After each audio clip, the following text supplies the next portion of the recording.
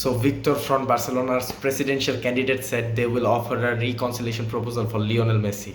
And I don't think that's an easy call to make for a president because Messi already said that Inter Miami will be his last club. He eventually said that he will return to Barcelona, but I don't think it's as a player because the reality is মেসির বয়স হয়ে গেছে and I don't think যে ও actually এখন mentally prepared ইউরোপে comeback করার জন্য.